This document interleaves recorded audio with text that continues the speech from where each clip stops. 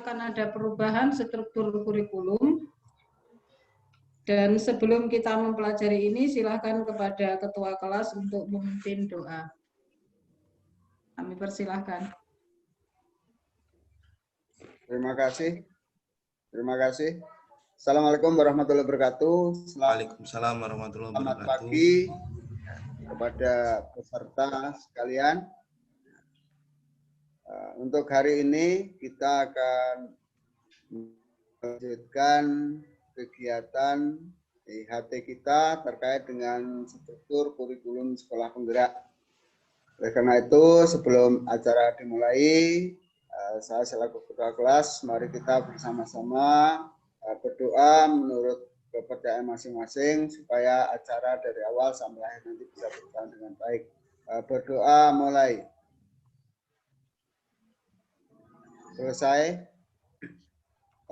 Untuk berikutnya, mungkin pemateri akan menyampaikan beberapa hal terkait dengan kegiatan hari ini. Kami kembalikan ke narasumber atau pemateri untuk menyampaikan materi yang akan kita ikuti bersama. Monggo silakan kepada narasumber. Terima kasih. Saya lanjutkan. Tadi sudah saya sampaikan sedikit tentang tujuan pembelajaran kita pada pagi hari ini, yaitu untuk mengetahui dan memahami perubahan kurikulum atau struktur kurikulum pada sekolah penggerak. Oleh karena itu, kita dari yang pertama, bahwa nanti dalam struktur kurikulum sekolah penggerak, selain ada pelajaran tatap muka reguler, juga akan ada beberapa perubahan yang lain. Yang pertama, bahwa dalam kurikulum 2013 per minggu jumlahnya adalah 900 menit.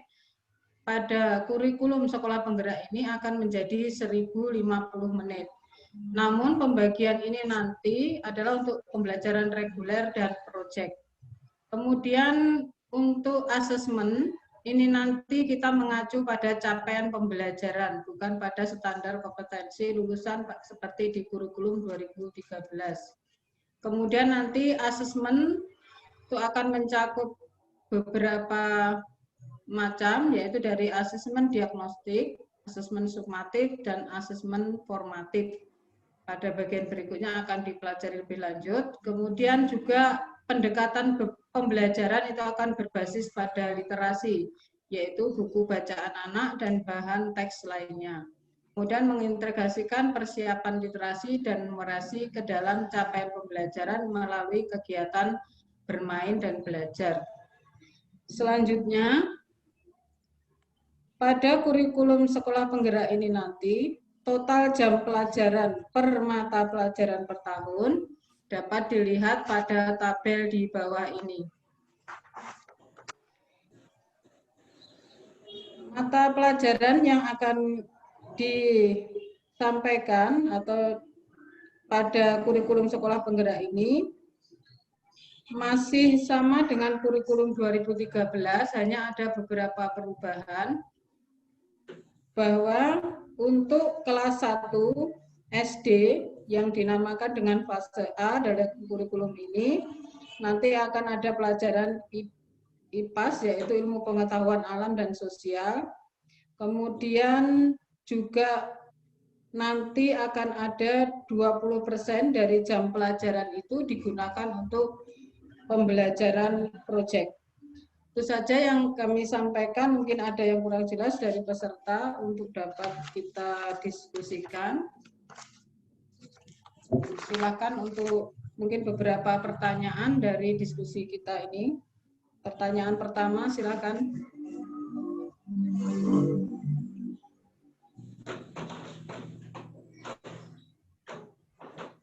Saya Bu Nurul.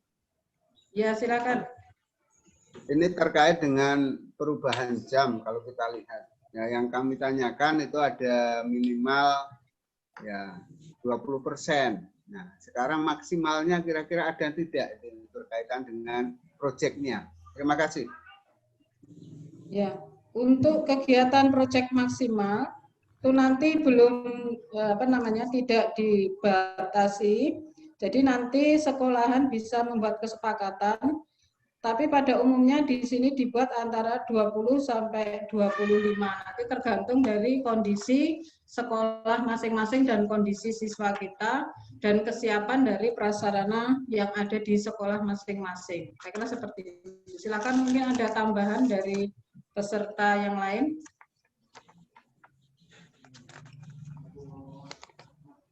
Baik Bu, saya mau tanya Bu. Silakan Pak. Jadi ini kan susunan kurikulum sekolah penggerak ini kan punya komponen yang baru yaitu project. Nah, project ini gambaran umumnya seperti apa sih Bu? Project apa? Terus tujuannya itu dari project ini apa? Apa yang akan dicapai dengan project ini seperti itu? Mohon dijelaskan lebih Jadi dalam lanjut. kegiatan project ini nanti proyek itu sebenarnya digunakan untuk penguatan profil pelajar Pancasila yang sudah kita bahas pada IHT kita di awal pertemuan. Jadi proyek di sini bukan pembelajaran berbasis proyek, tetapi proyek di mana anak-anak nanti diharapkan memiliki 6 karakter profil pelajar Pancasila itu. Entah pada ketakwaan kepada Tuhan Yang Maha Esa, atau pada kreativitas, atau jiwa gotong royong, atau kebinekaan global. Nah, jadi nanti proyek itu akan kita laksanakan itu dan setiap sekolah nanti akan membuat tema-tema sendiri. Dan pelaksanaannya nanti diserahkan kepada sekolah, mau dibuat secara reguler bagaimana, ini sekolah diberi kebebasan. Jadi dijadikan satu, tidak di luar mata pelajaran, jadi dihitung sebagai mata pelajaran. Kira-kira demikian, mungkin ada yang kurang jelas dari jawaban saya, silakan untuk ditanggapi.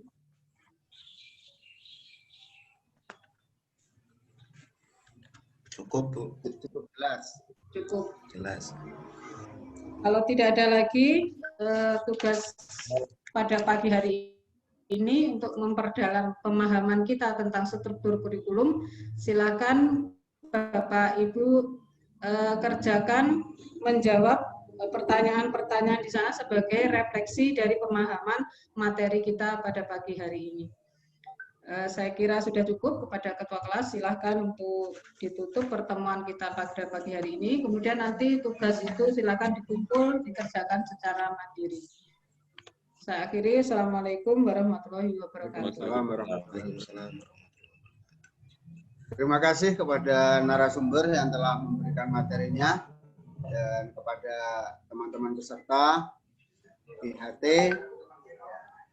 Acara untuk pemberian materi selesai. Mari acara kita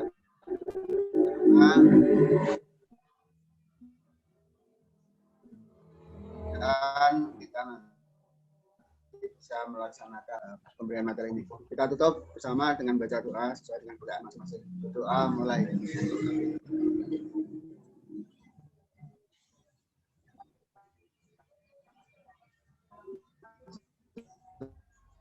Selesai. Terima kasih. Nah. Ada? Diulang. Banyak gangguan soalnya. Banyak gangguan Pak di rumah. Coba Pak Roji kalau enggak dia, dilihat videonya diunduh. Ya, bentar Bu.